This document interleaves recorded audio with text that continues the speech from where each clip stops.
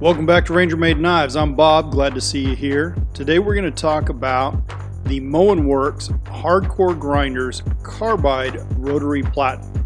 In my opinion, this is the best platen on the market, and today I'm going to show you why.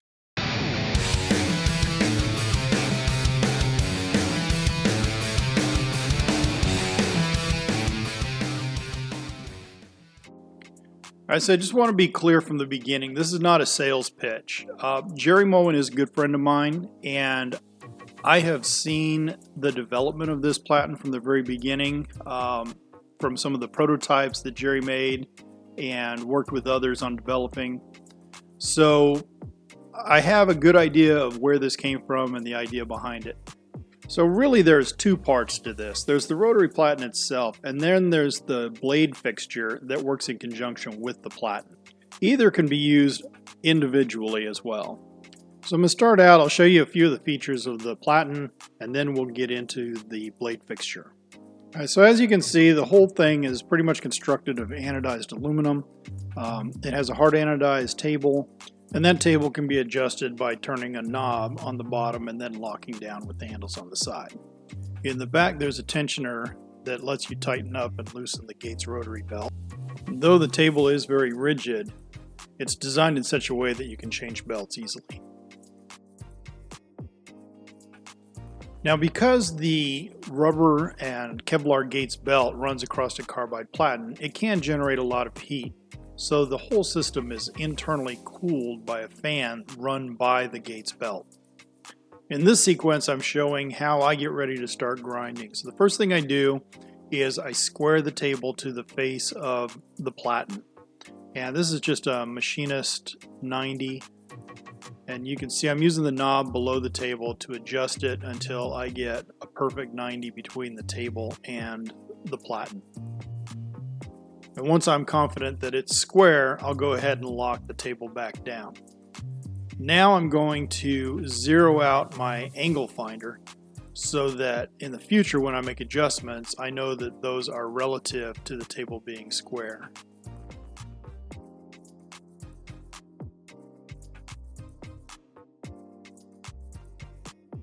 With the table being square, I'm ready to move on to installing the blade in the grinding fixture. First thing I do is I get a thickness of the blade. In this case the blade is 140 thousandths, so I'm going to take that measurement and I'm going to go to my gauge block set and pull out a 140 thousandths gauge block. Because I'm doing a folder, the tang doesn't extend all the way through the clamp on the blade fixture, so the gauge block provides the support on the opposite side of the clamp.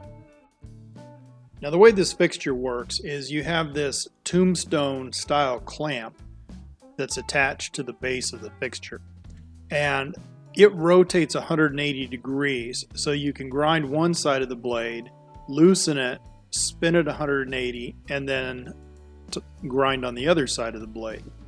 And you notice that I'm installing the blade with the tip down a little bit, and that angles my plunge line so I don't grind into the hole where the thumb stud is located.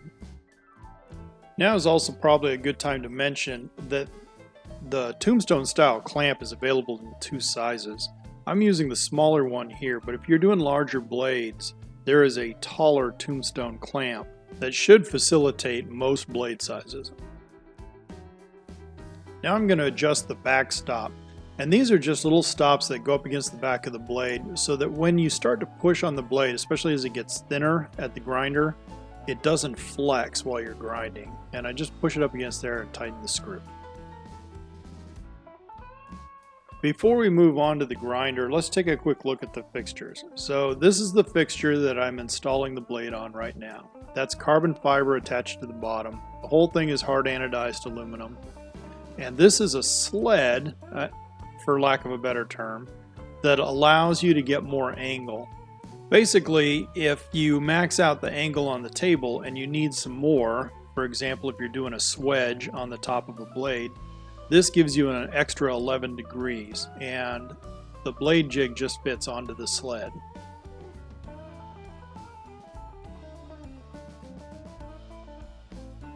Now this is the large blade fixture, and it's actually holding the tombstone clamp for the larger blades.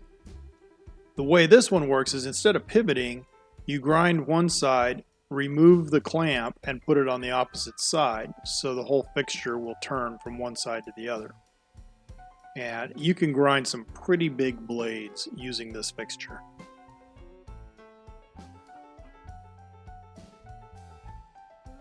Alright, getting back to this blade, next thing I'm going to do is I'm going to measure my grind height. And I'm measuring this grind height so I can determine what angle I need to set on the table. This requires a little bit of trigonometry, and I have an app on my phone that I use for it, which makes it really simple because I'm not a math guy. Once I've determined what the angle is, I'll use my angle finder and I'll set that on the table. In this case, it's 3.4 degrees.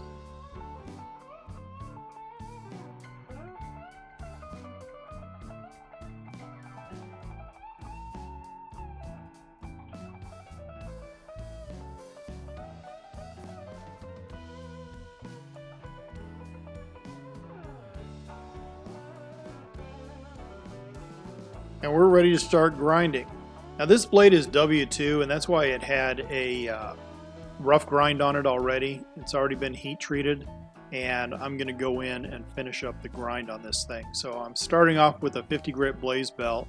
It's a little bit used, but it's still working pretty good. And one of the things about using this blade fixture is figuring out how you're going to cool the blade, especially since this one is already heat treated. So I just keep a 2-gallon paint bucket right there. You can see me dunking. That thing is full all the way to the top with water, and so I can dip the fixture. I don't like to get the bottom of the fixture in the water because things start getting kind of sloshy on the work table. But I can just dip it in. I give the whole fixture a little flick to get the excess water off of it, and then I go back to grinding. So a little bit different angle in this shot, and this actually shows how much control you have using this system. If you were freehand grinding, it would be very difficult to get in close and have a really good view of your scribe lines. In this case, I've got an optivisor on, and I'm looking down. I'm getting a really good view of where my grinding is going. And now we're going to switch belts. Now, it's up to you how you do this, but I grind one side complete, then I flip the jig and start grinding the other side. So in this case today, I'm going to go to a 9 micron belt, and I'm going to grind all of one side before I switch back to a 50 grit to do the other side. And this is another great example of the control you have with this thing. I believe that is a 15 micron belt, and I am just sculpting the plunge area on this blade. And a quick quench in the water, and you can see this blade is looking pretty good.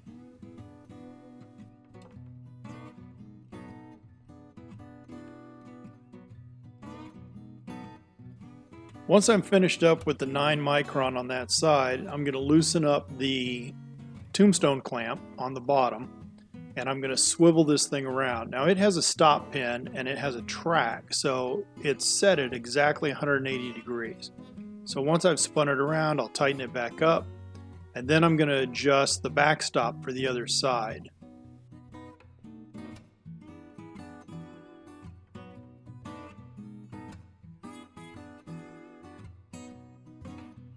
And then we're back to the grinder. Now I'm not going to spend a lot of time. I'm back at the 50 grit blaze. Just want to show you from another angle how this thing works. And now through the miracle of computer editing, we're at 120 grit. And then we'll go ahead and change belts to a 400.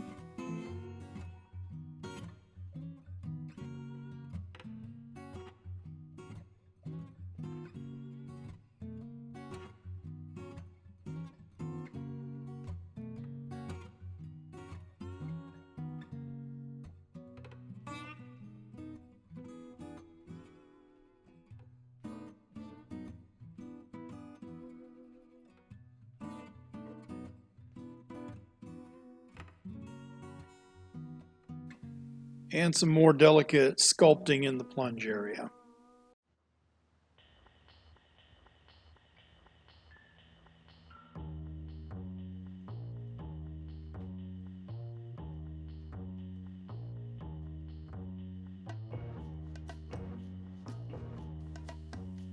I think this shot really shows how much control you have when you're working with this system. That sled is rock solid on that table, and all you have to worry about is just that one axis that you're grinding on.